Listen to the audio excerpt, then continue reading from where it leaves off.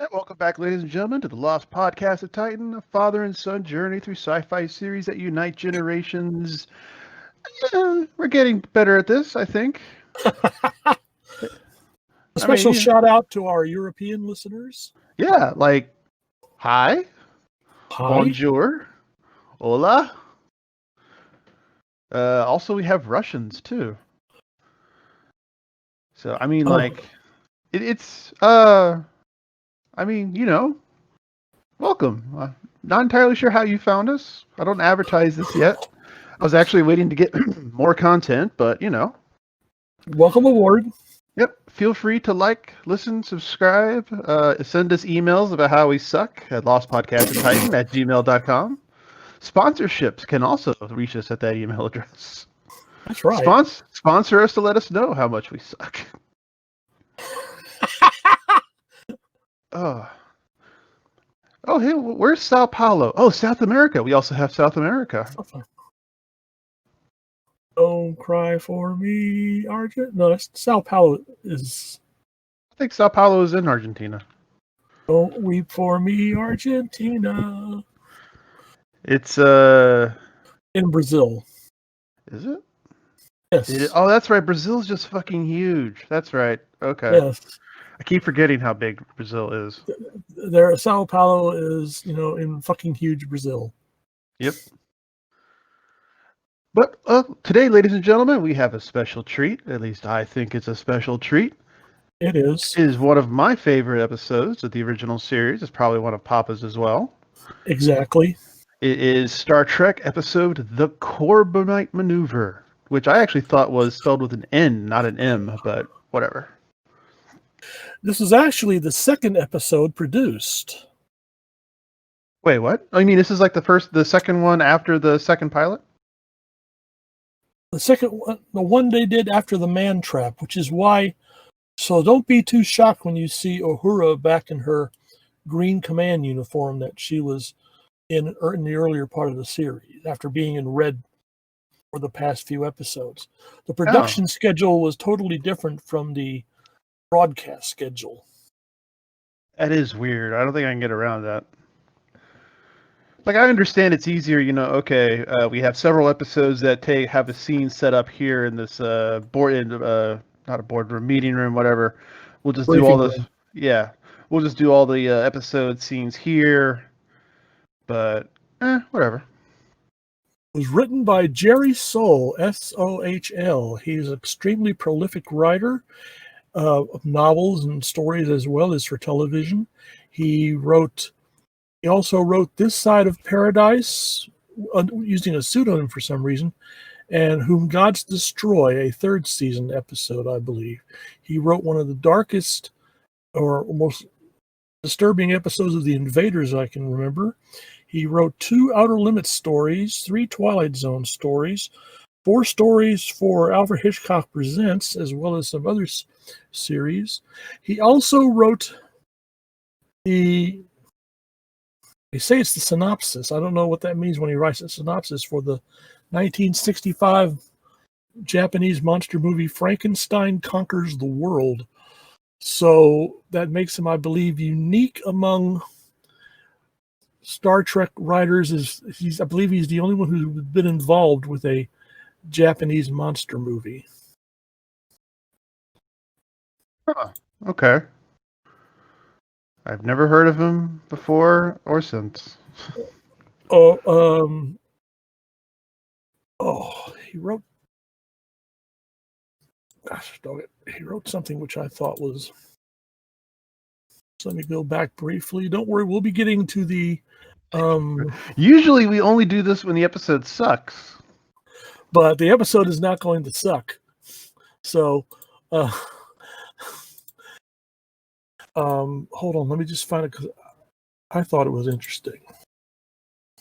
Jerry Sohl. I have him listed as a writer for Star Trek. He wrote Daima. Oh, he wrote Night Slaves. It was a made-for-TV movie based on his own novel. If any of you get a chance to see that, it's not an overly visual story, but it's pretty decent. This guy and his wife stop over in this small town. He's had some kind of an operation, and they're traveling from bit to bit.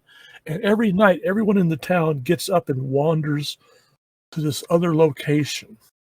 I don't want to spoil the story, but it was really quite good for made back in what I consider the golden age of made-for-TV movies back in the 70s. I hate to break this to you. There was never a golden age of made-for-TV movies. There was just, this is the only thing on TV. No. Yes. Despite my dislike of Steven Spielberg, he did a lot of his best work in, Duel and other films. Never heard of it. You never watched Duel? No. You want to know why? Why? Because I'm no longer restricted to being forced to watch just what is on TV. I have the options of streaming anything. I'm not forcing you to do anything, but Duel. Exactly, yes. And like I said, I don't like Spielberg much anymore, but I will recommend Duel. Steven Spielberg Duel. This better be good. Hold on. Oh, come on. Let me see. Yeah, the 1971 film. It is considered a classic. Chased off by the most unseemly driver in a rusted Peterbilt 281.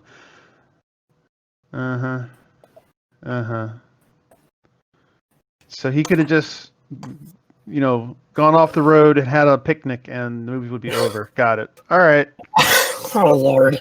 So go ahead and go to your streaming device or physical media device for Star Trek episode The Corbomite Maneuver. We'll actually watch something good. And go ahead and pause us and get back to us when you're ready. And welcome back. We are at the 0-0 mark. We are about to play in 3, 2, 1, play. Brought to you by Steven Spielberg.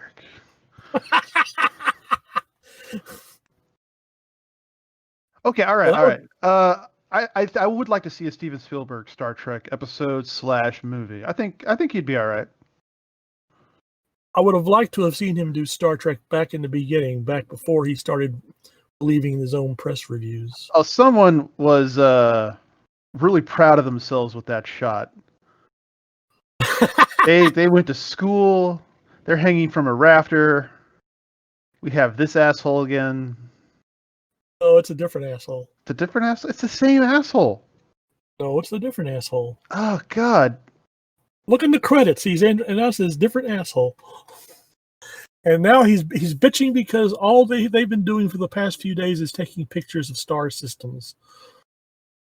What else were they going to do? They're in space. I know, they're in space. What is he complaining about? Yeah.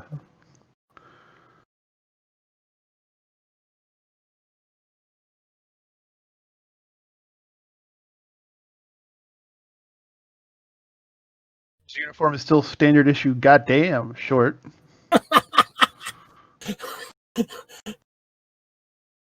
Oh, wait a minute. Hold up. That is definitely different than what I remember. Oh, really? Because I remember it as you really can't do anything much different with a twirling, glowing cube. Fine. That cube is in high definition now. Oh, yeah, it's a high definition cube. If you look closer, you could see the wires or something. One might say it's a hypercube. Oh.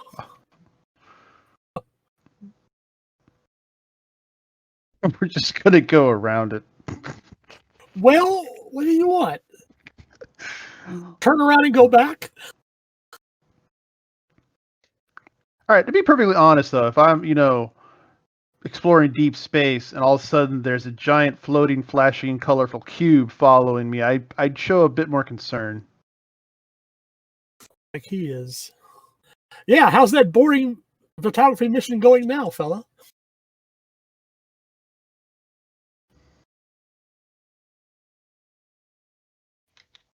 Captain on bridge? Yeah, there we go. Thank you. Yeah, I could tell, Spock was yelling. That's just unheard of.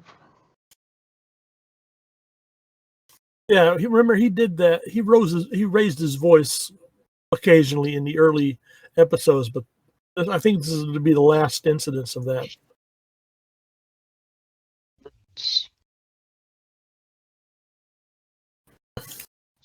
Whoosh. I don't know, but this is one of the first media, I guess I would call it, where the concept of a trickster bemused at the lower species, godlike alien kind of entered my head as a concept. Not malevolent, like literally just laughing their ass off. That is one close cube. It is, yeah. They added the effect of the color showing up on the Enterprise hull. Do you see that? Yeah, I see it, yeah. That's a nice touch. We'll see who blinks first. Yeah. It's time to do a rave.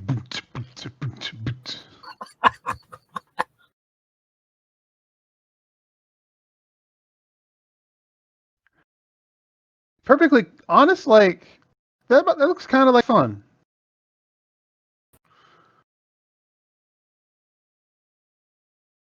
Wait, why doesn't sick? Oh, because you have patience. All right, okay, that makes Yeah. sense. Okay. Don't quit being such a whiny baby. But what if it's dangerous? Like, what if like Klingons are approaching it every side, and you're like, just a few more seconds, Captain. Thank you. I've always thought about that.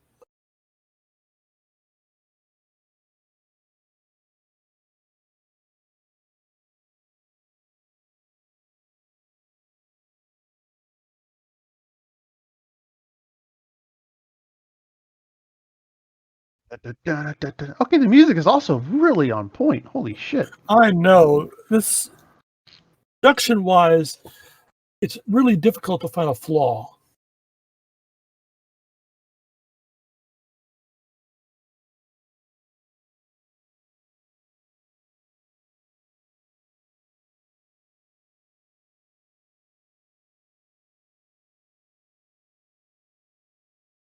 Moon shuttle conductor. Klingons, photon torpedoes, boom.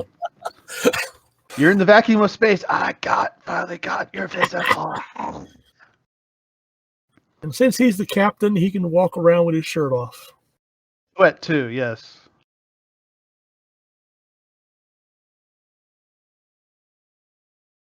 To be perfectly honest, though, like if I had the physique, I'd do it too. You know, if I was the actor, of course I'm going to walk Right. to the bridge. Oh. Check out this, ladies.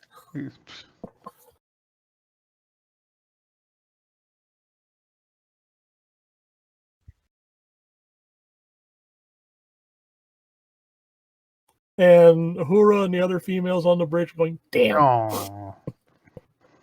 They were all crowding around the view screen when Spock was doing his report. Actually, I think Uhura's the only woman on the bridge. I think you're right.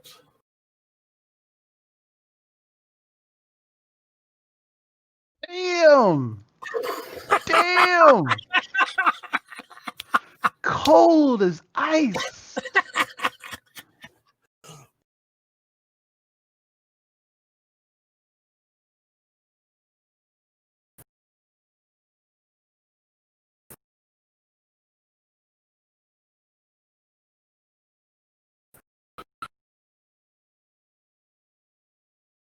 Oh, that's weird. So he's wearing the yellow shirt. The classic gold instead of the green, which he did for the first few episodes. Once again, I have no idea as to what determined which shirt he'd put on.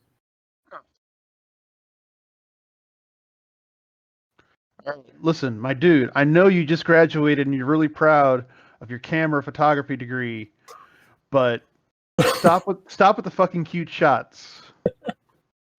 If you can't hold the camera still.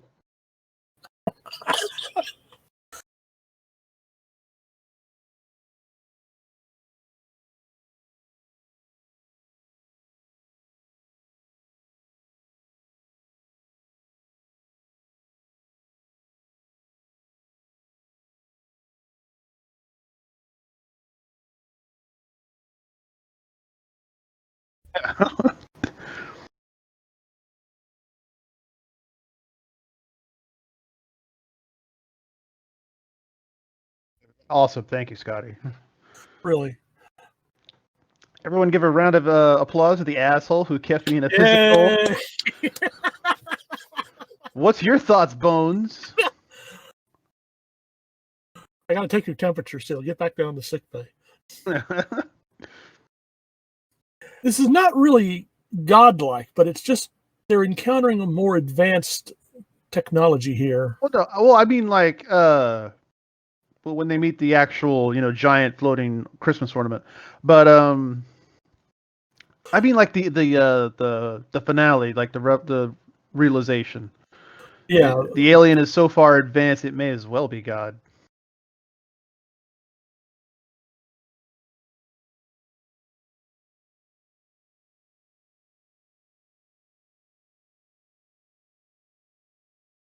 So everyone in that time period knows about flypaper.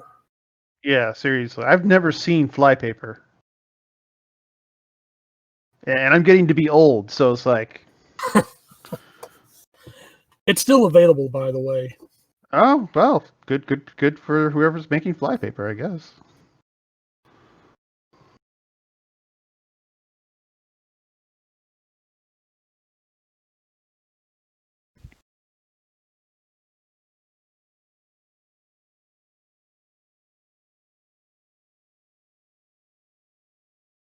I mean, what else were they doing?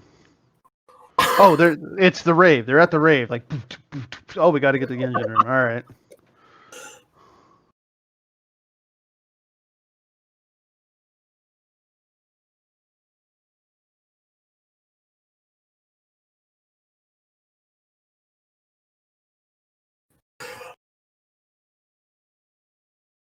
Now the colors from the cube are also showing up on the bridge.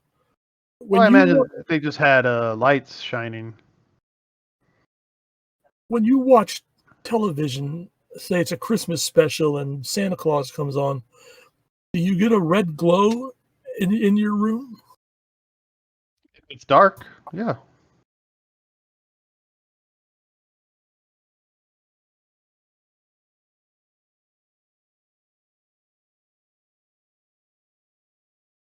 Radiation from the short end of the spectrum. Yeah, starting out something like microwaves, things like that, going up towards longer wavelengths.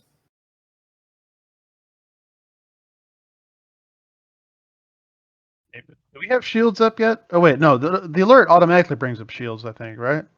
I believe so. It Yeah. would be unforgivable if they didn't have shields up.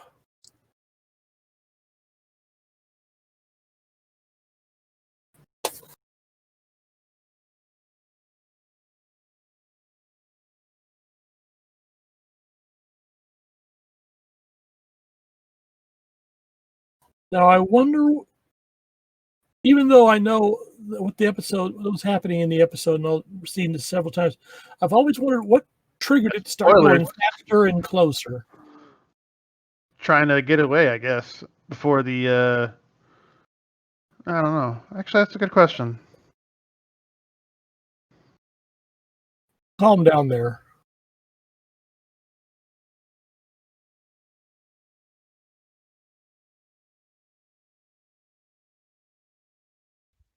He said he didn't say warp 2.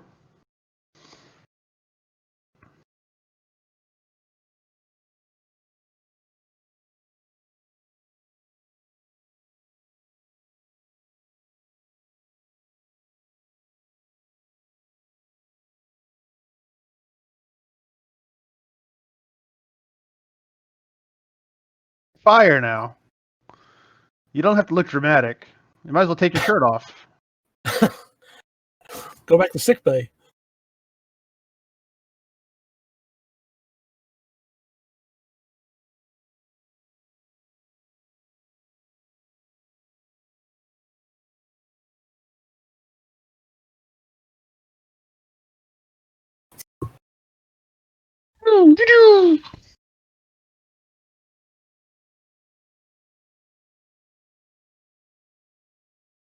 It was 51 meters in closing before they decided to fire phasers.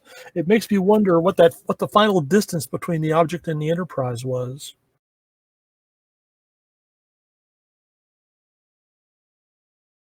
Well, if the approach was constant, you could probably calculate it based on the how much time passed between X amount, Y amount. I'm not that curious, but yeah. I am sure someone was curious and actually did the math.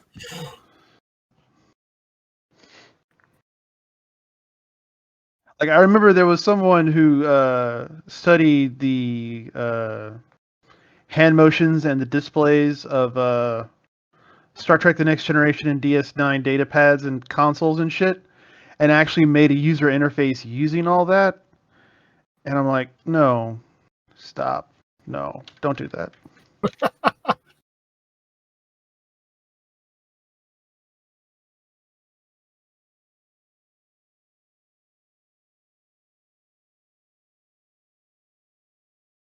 Another Spock smile moment. It really counts.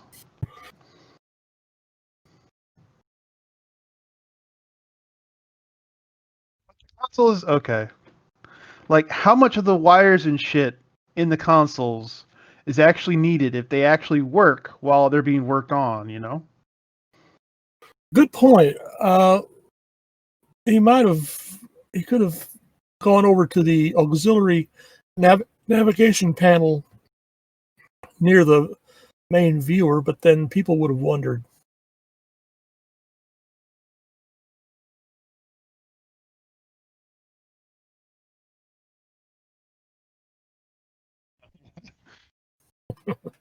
It's also bullshit. Let me just point that out.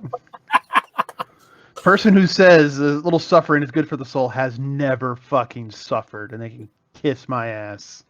He also shouldn't be a ship's doctor, I think. Or Yeah, doctor, that too. period. It's like the truth about Mother Teresa is like, that bitch. Well, let's see. We've insulted Australia in our Mad Max podcast. Let's now go after the Catholics. I'm sure if a Catholic understands and reads up on Mother Teresa and still defends the bitch, then we can have a discussion at lostpodcastoftitan@gmail.com. Oh.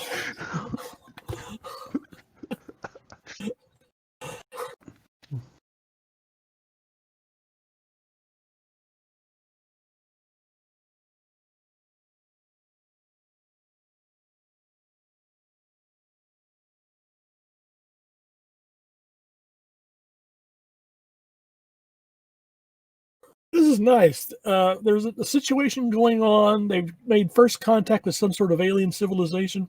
Blowing it up per protocol. And Kirk says, well, let's just go down to my cabin and, booze for a while.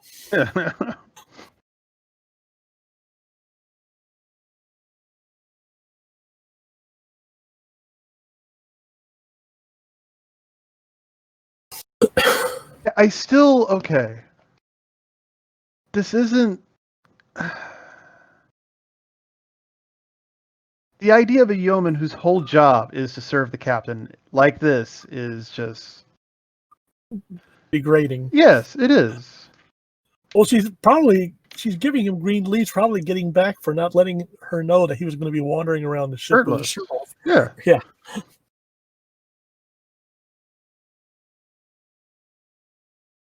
Ooh.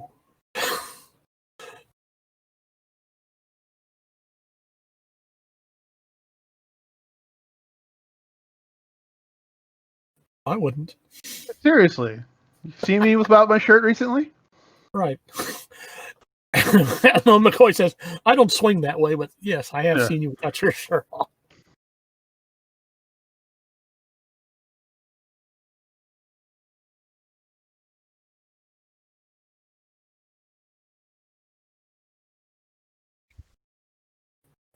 Now they got all the wiring back in place on the consoles because I think they're going to be needing it. Sure.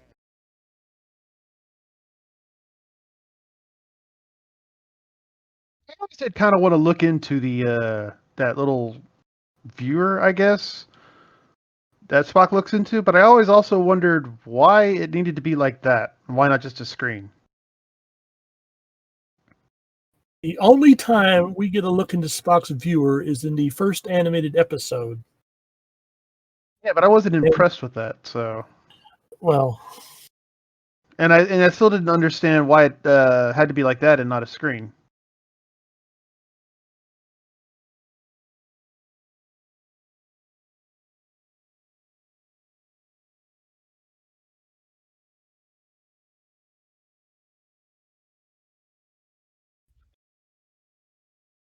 What the fuck are you? What, forward phasers? Go fuck yourself.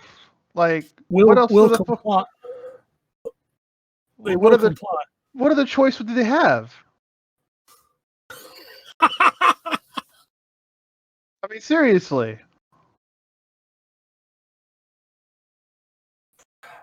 That is much more detailed than I remember. Yes, but I think the original version was traveling a bit faster and grew a bit larger. So I think I consider the original version to be much more impressive. Not by a skosh, just a skosh here, but still.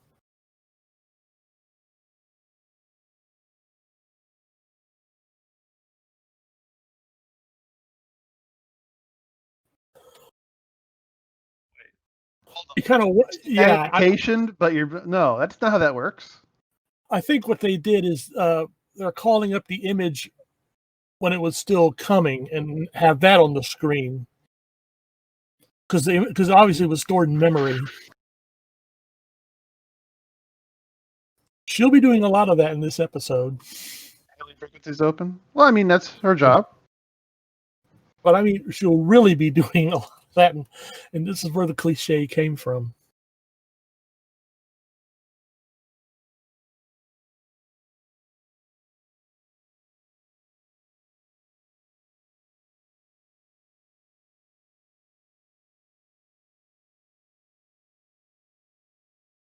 Navigation beam. What the fuck?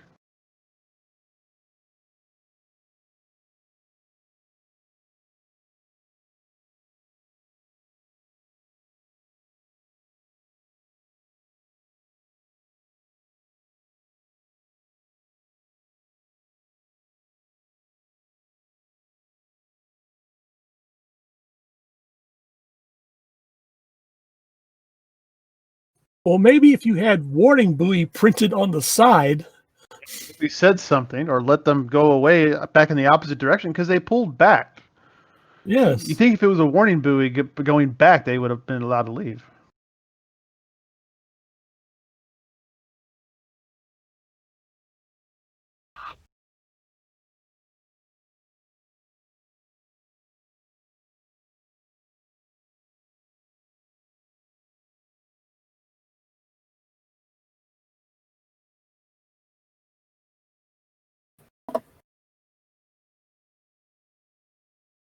Done. If not sooner. Yeah. I really wanted to know more about the First Federation, and I'm always regretted we never visited this race again. Well, yeah, they do this several times in the entire series, not just like this series, but altogether. Where here's an ancient and almost impossibly technology advanced civilization, wise beyond its years, etc., etc. We're going to have the last stinger minute of we're in their presence and everything is good, and then we're going to fade to black and forget about it next episode. We never meet those races again. Exactly. The really interesting races. Yeah.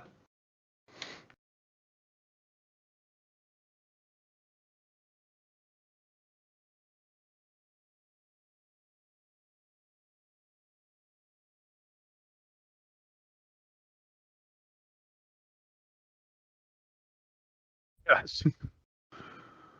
10 Earth time period. Could you just say 10 minutes then? Jesus Christ. Being impressive. 10 minutes, I can go back to sick bay. All right, McCoy, why are you on bridge? Just give it just a moment.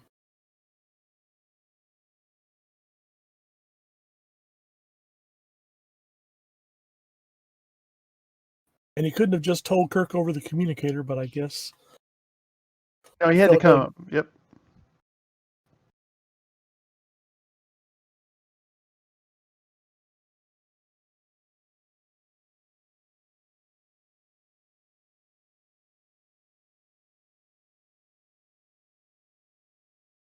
Otherwise unknown. Yeah, I was about to say, wait a minute. That's bullshit.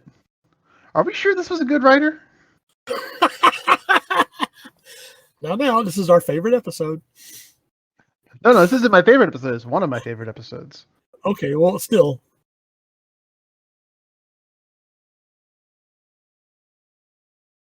Actually, my favorite episode is Balance of Terror, so, you know.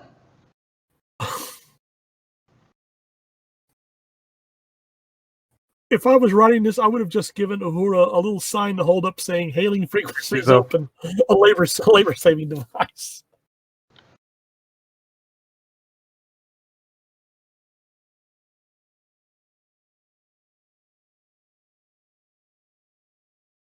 Back. Ahead is not the right direction. Also, Sulu's getting tired of your shit.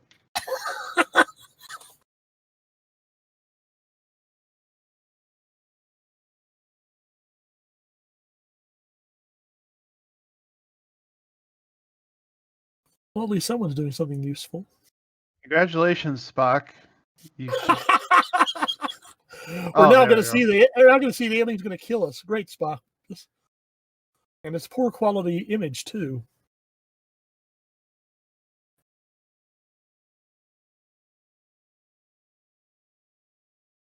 Uhura's hailing frequencies open.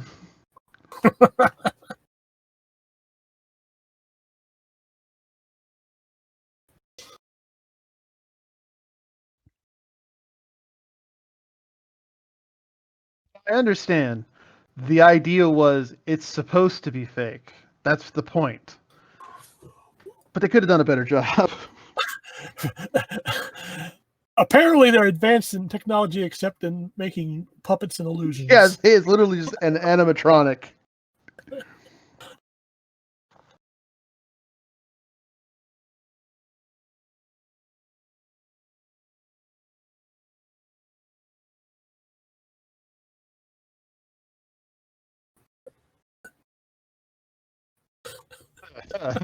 Okay, I'm with Bailey on this one. I mean, that was totally unnecessary from Sulu.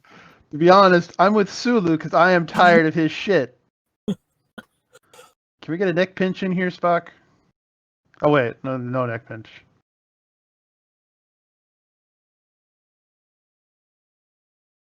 He can take off his shirt there. Oh, there is another woman on bridge. Oh, where's she been hiding all this time? Behind the dipshit, right there. I mean, there you go.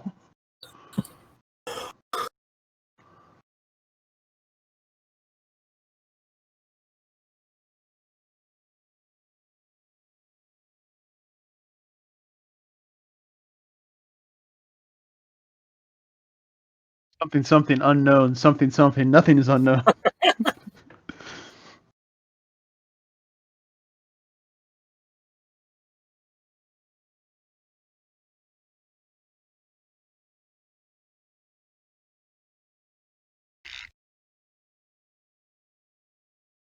Obviously, the First Federation has yet to learn the art of conversation. Pretty much. Sulu's like, confirmed, Captain. Or, that was my lie! Can't be that. Yeah, I was about to say, we still have plenty of fucking time. Okay.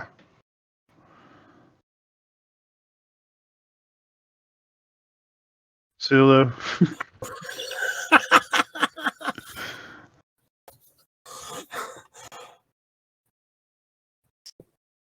Was waiting for Scott to just reach over and punch his lights out.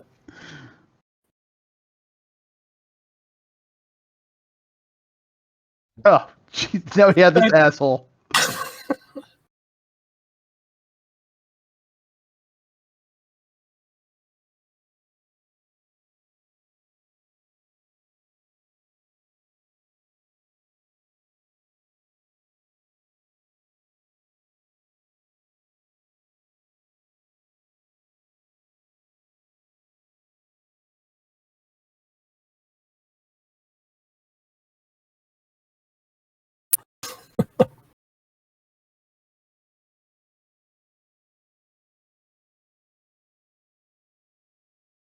Interesting that he was about to say, "I'm sorry." Seriously. Because I mean, he's not a kid. He like the issues he sometimes presents would have been solved much long time ago. You know.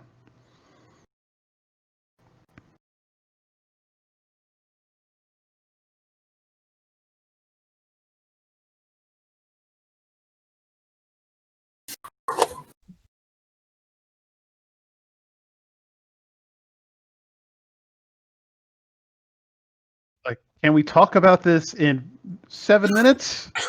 or 8 minutes. I'm like, Ooh. wait a minute. Ugh. You keep interrupting our prayers, Balok. What the fuck are you doing? If I was thinking ahead, I would have had a stopwatch ready, and when Balok said 3 minutes, I would have clicked it on to see if we actually got 3 minutes.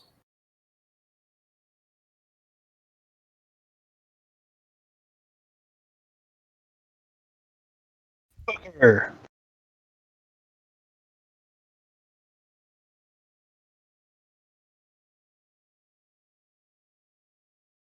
How hot was it on set? Because everyone is sweating.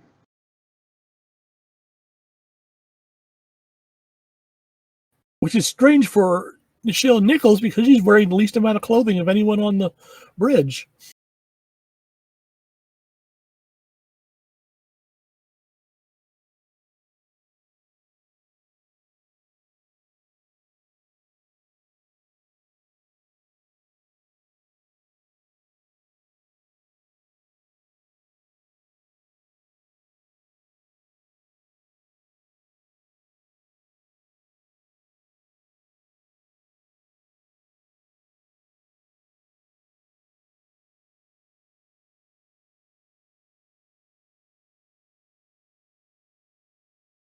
Was that actually 60 seconds? No, I don't think so.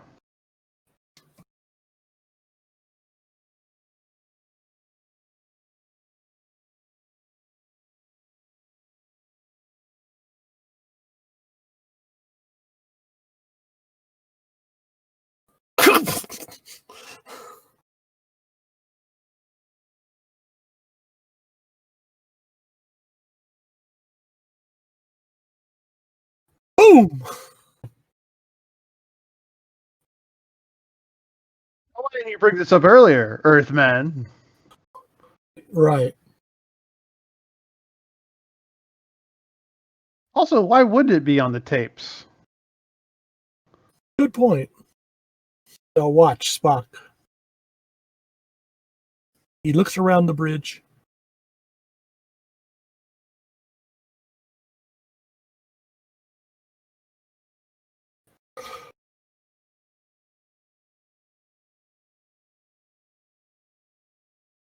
He didn't really need to say that. It was felt that the bridge needed a tension breaker.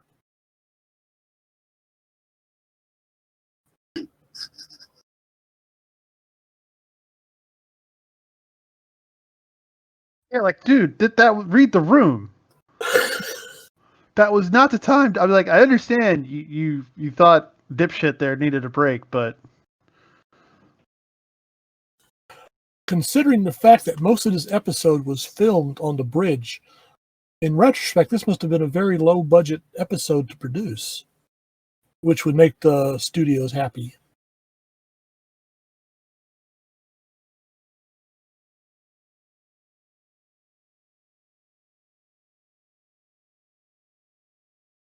shut up, We're Sulu. not.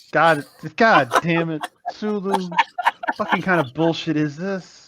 If we survive, I'm ripping that chronometer out of the cuff. Well,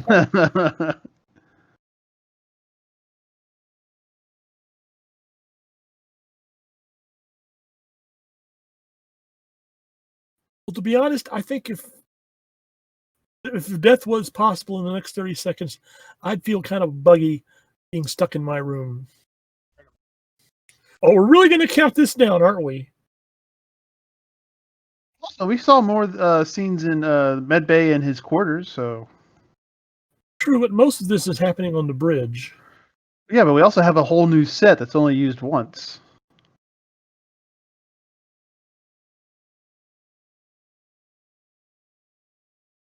Boom. Gotcha.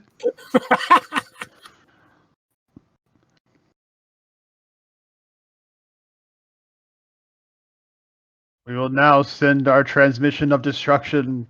Forced to watch episodes of the Lost Podcast of Titan. You will be driven mad. Especially if you're Australian. You're Australian. Shut up, Spock. You know what poker is. It occurs to me that I have never seen a Vulcan sit down at a poker table in all the episodes of the franchise that I've watched.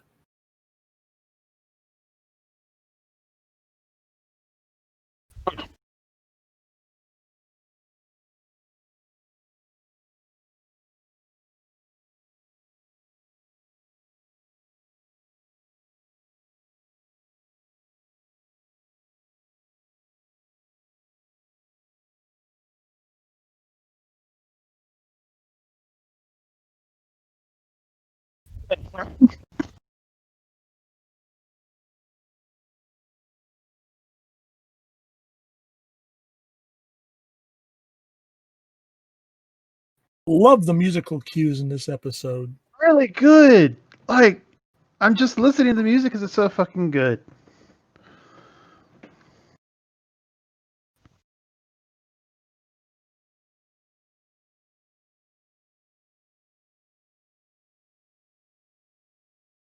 Ooh, I just checked. Directed by Joseph Sargent, who's an extremely good director. Movies and television. Oh, made for TV movies? Ah, yes, I see. No, feature films. I Oh. believe he. No, I got, but a very good director. Movies from the 60s and 70s be still my heart. Don't get fresh. All right, listen, Janice. God damn it, Janice. How many coffee pots did she disintegrate before she finally got it right? Seriously, like. And wait, if the phasers still have power, then no, there's no way they could have beamed people on board the Thessarius. Small ship.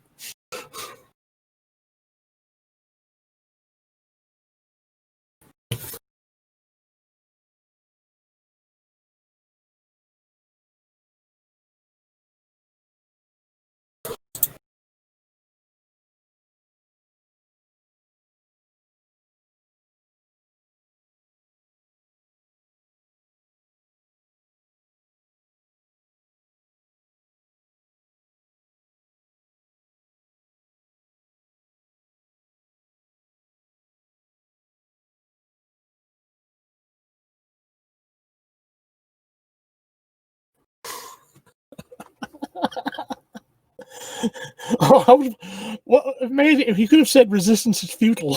Oh, that'd be awesome, actually.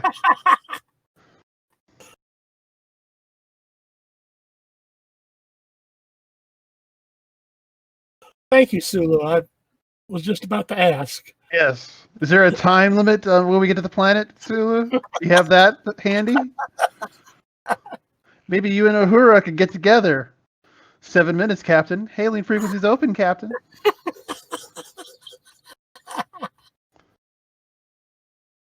Captain, it's the Dick Chopper.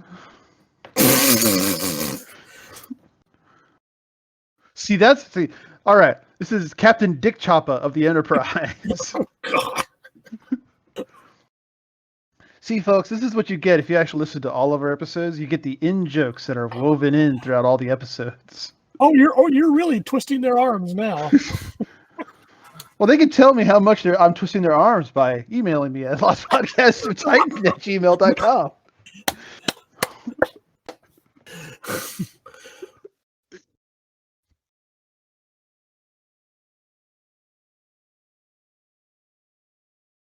Like, I'll open up a Patreon for our podcast. You know, we hit a tier goal. I will stop asking you to email lostpodcastoftitan@gmail.com.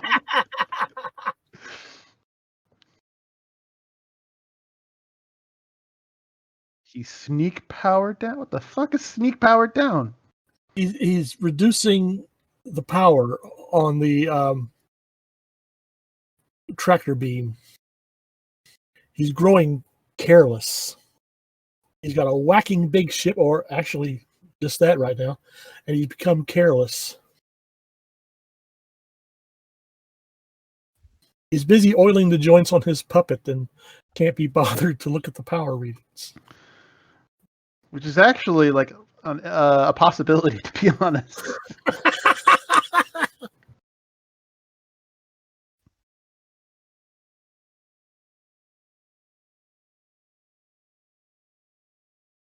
Now, I need to go back and check.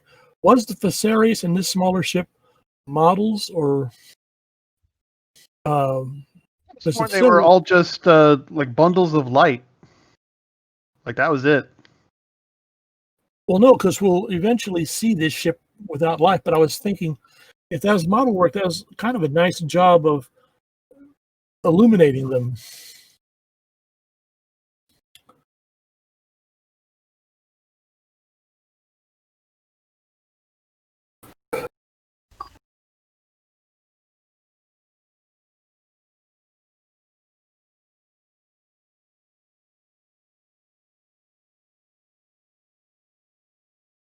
Okay, Spock, Sulu, everyone. job, No, more, yes. no more countdowns. No more. No more count ups. Just let us know when we're about to blow up. Thank you. Yeah. Is that a door on the back of the bridge? That's the turbo lift. The turbo lift opens out into space? No, that's not a door. That's the bulge of the turbo lift. I'm not sure I'm comfortable with the turbo lift being okay. That's just me. All right. Well, are you comfortable with the fact on the other side of that bulkhead is empty space? Yes, I am. I know it makes absolutely no sense at all. It's like, okay, if I'm in a submarine, like a full-on submarine, 20,000 leagues under the sea, I'm fine. But if I'm in a bathysphere, like just a circle of metal, 20,000, I'd be terrified. It's the same concept. I know that in my head. Does not matter at all. Not a damn bit.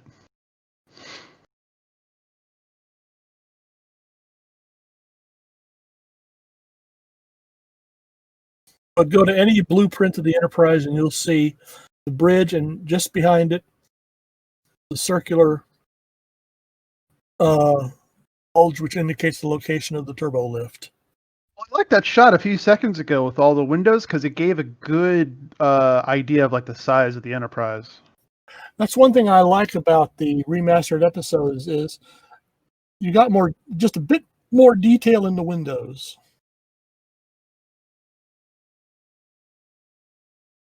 And now let's go over to this side of the corridor. Also, there's no gravity. Why are they like this? Well, there is gravity, but yeah, It's artificial gravity. More than one person has commented on the everyone shake back and forth, and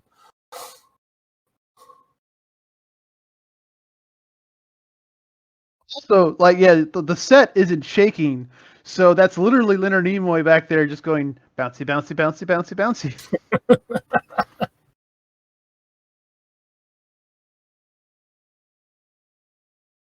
Wait a minute. Does Kirk have heels? Or does everyone have heels? Now I gotta look at people's goddamn I know. boots. Thank you. No.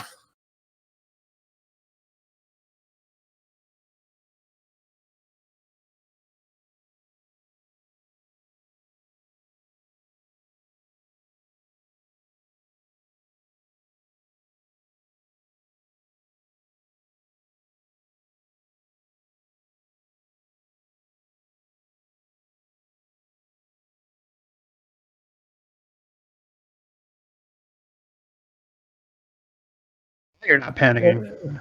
And interestingly enough, yeah, Bailey just says, sure, and goes ahead. Why are you explaining? Like, you're the captain. There's probably only 10 people who know exactly what has just happened. You don't have to explain it. Just all hands, keep doing what you're doing, yo. Well, this way he eliminates the concern that the crew is going to revolt and all of them going to come piling out of that turbo lift.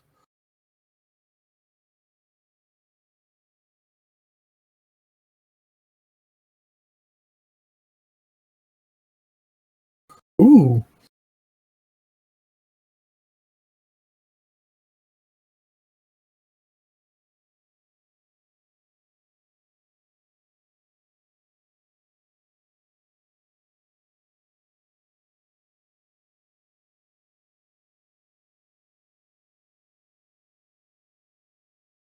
It's a chance for you to redeem yourself. Yeah. Oh, God forbid he's wrong. There you go.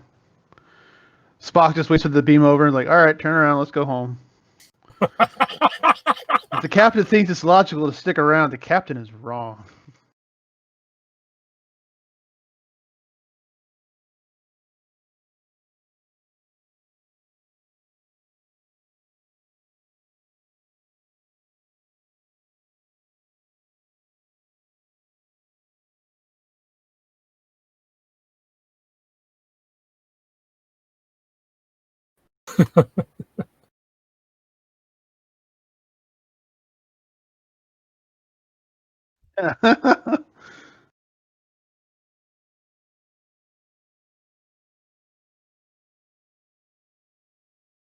Very undignified. Oh fuck! Oh shit! I think Shatner actually is wearing heels. Like his boots have a more noticeable heel than the others. Were they made for walking? Well, that's what they're going to do.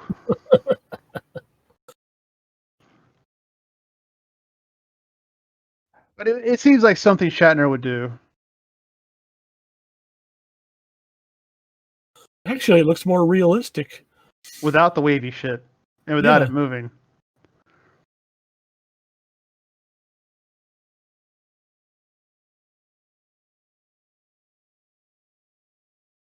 Creepy.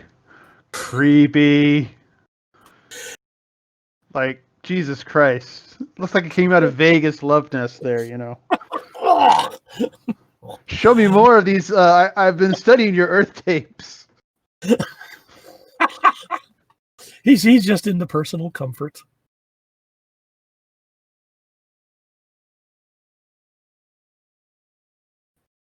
I know Who did his voice? Who did his voice? Hmm.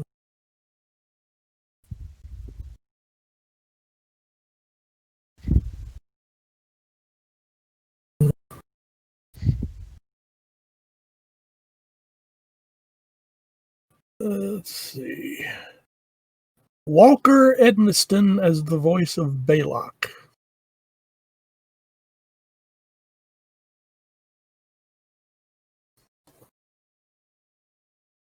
I've distilled it from the finest Borgia roots available.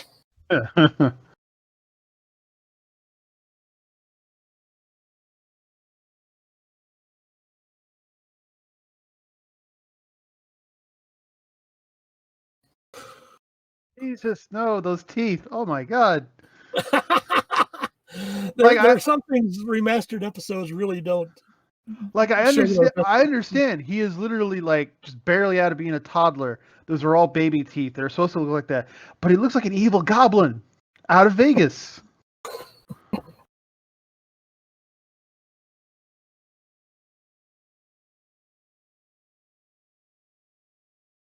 I don't know.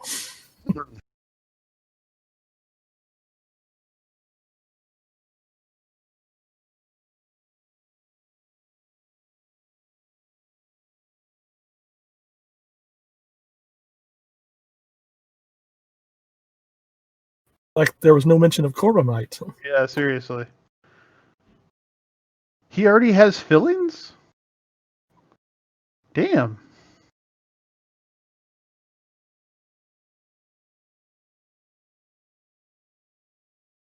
So First Federation, these enormous First Federation starships only need one person to operate them. Pretty much.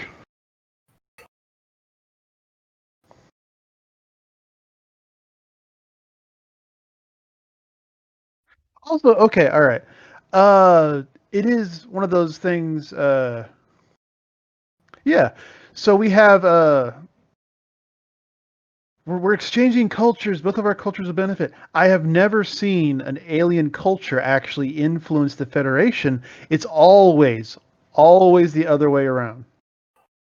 Well, you have humans playing Vulcan harps. I realize that's not much, but No, it's not.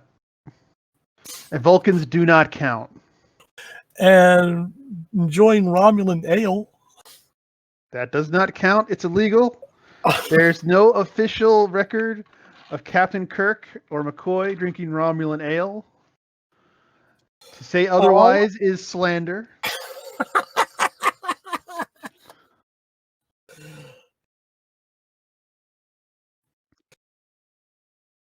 But I mean, like, okay, so we have like instruments, we have drinks, etc. I mean, like, here's a cultural. Go ahead and pause this here. But I mean, like, here's a culture. God damn, what's wrong? Why aren't you pausing? I don't want to watch the next episode yet. Actually, what is the next episode? The two-parter Menagerie. Okay. More about that later, but And more about that later. You're saying that we're not, for instance, seeing Earth people being proselytized over to an alien religion. Exactly. Like I never ever see, for example, a human being inducted into Klingons. Like we have the bullshit with Picard being the Don Mock or whatever the fuck he was, which was a political maneuver, blah blah blah. And we've seen several instances of Klingons. We have Worf and Torres, who they adopt more of the human characteristics and try and hold on to their Klingon heritage, yada yada yada. But I've never seen it in reverse. I've seen. Go ahead. You made me think about Deep Space Nine, and Nog eventually decides he wants to join Starfleet. But have you ever seen any humans say, "Hey, I want to go live on Ferenginar"? They've got the right way of thinking. Exactly. I've never seen a human businessman. They do exist. We've seen several instances of human businessmen in Star Trek. Like we have Hinton Mudd. Mudd would have been a great Ferengi. Yes. Oh, that would have been awesome. What if there was a sort of a Easter egg where like the Ferengi talk about how, oh, we've met you humans several hundred years ago. There was a great trader who, joined our ranks and he's revered, was almost a Grand Nagus, Liquidator Mudd, FCA. That way, they also introduced us to this Earth game called Monopoly. It's good to see that humans have morals. But you see my point. Yes, I see your point, and it's a very good point.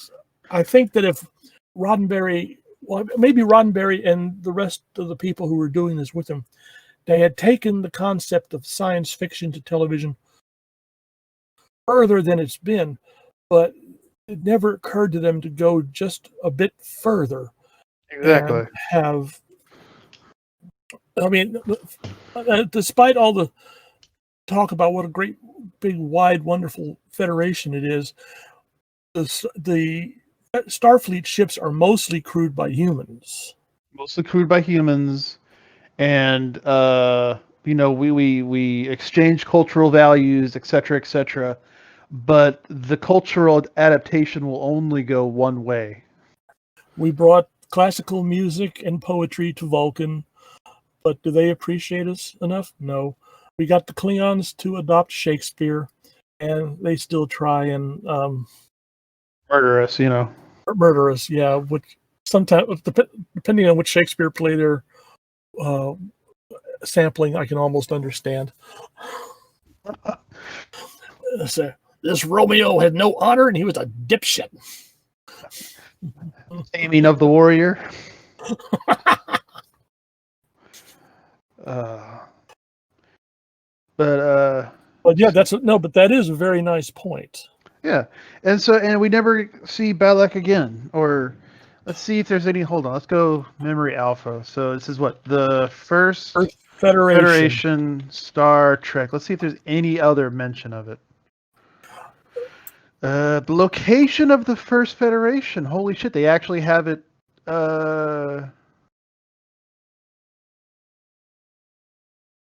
Oh, you're fucking kidding me. Probably not. Go ahead. So apparently there's trade between the Federation and the First Federation, with Tranya being a major export. Souls where? In Quark's bar on Deep Space Nine. You have got to be fucking kidding me. Kiss my ass. That's it. That's it. Giant ass Christmas ornament. And we have the quadrant being invaded by shapeshifters. We have Jem'Hadar on a jihad going through the quadrant, and these assholes are just shipping orange juice. And the Borg. Where were these guys during the Borg invasion? Like, seriously. I think that some ships like the Thesarius, I would have loved to have seen an entire fleet of First Federation vessels. It could have been that there's like the Wolf 359, the Federation's last stand, and then all of a sudden, Captain, we have multiple vessels inbound, and they think, oh, Jesus Christ, it's more Borg. No, it's these goddamn Christmas ornaments. They come in and just blast the shit out of the Borg. Like, what the hell are you doing? These are our friends. These are the only people who buy our goddamn orange juice. It's the only trade we've had in 200 years. And you're not ruining a good thing. I mean, we could have learned from the First Federation advanced automation. Yeah, exactly. That buoy technology. Or I wonder if the only reason the reason that Balak was the only person on a First Federation starship, maybe that's a cultural thing with them.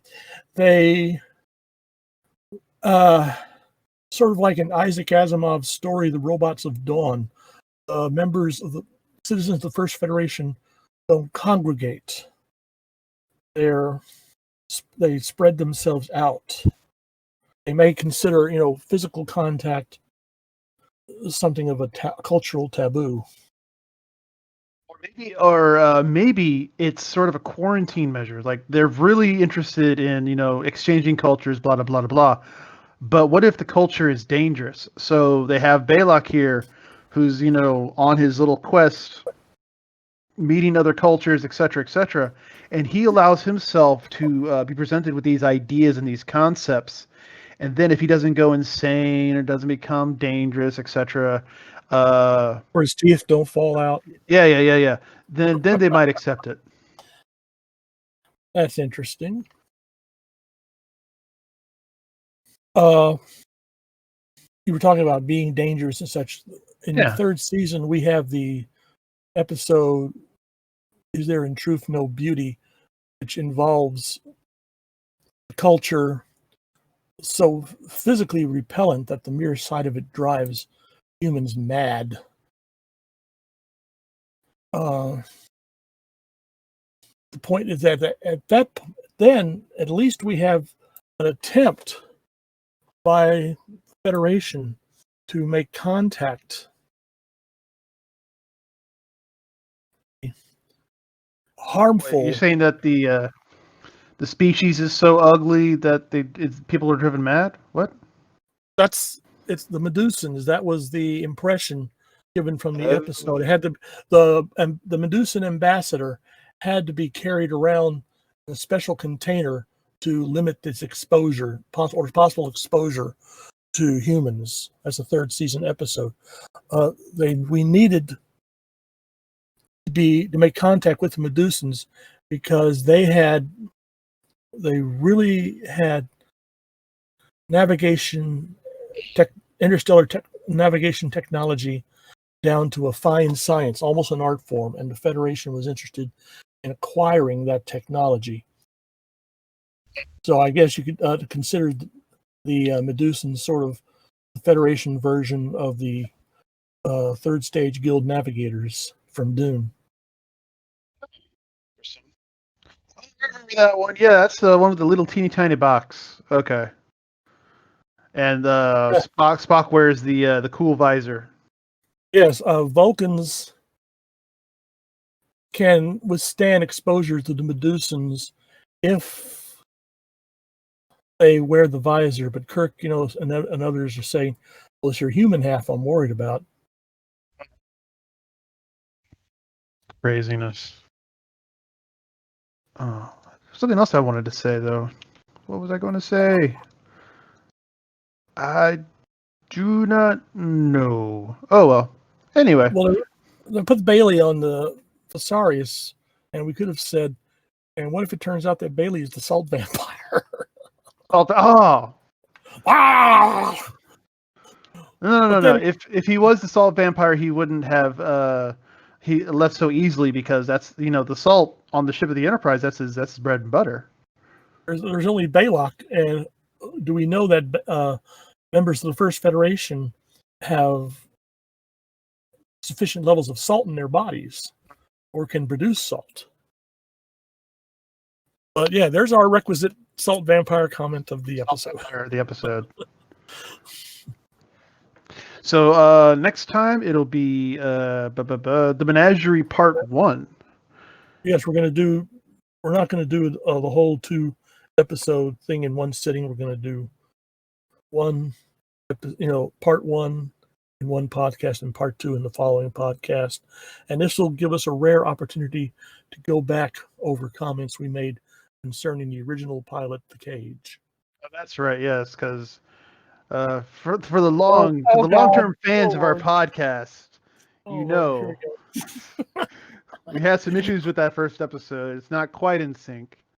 And you can tell me how not in sync it is by emailing me at lostpodcast@gmail.com.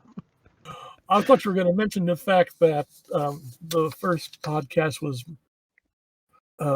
memorable for the fact that off the bat, you condemned an earlier Enterprise captain as being a slave trader. Slaving son of a bitch? Yes, he still is a slaving son of a bitch.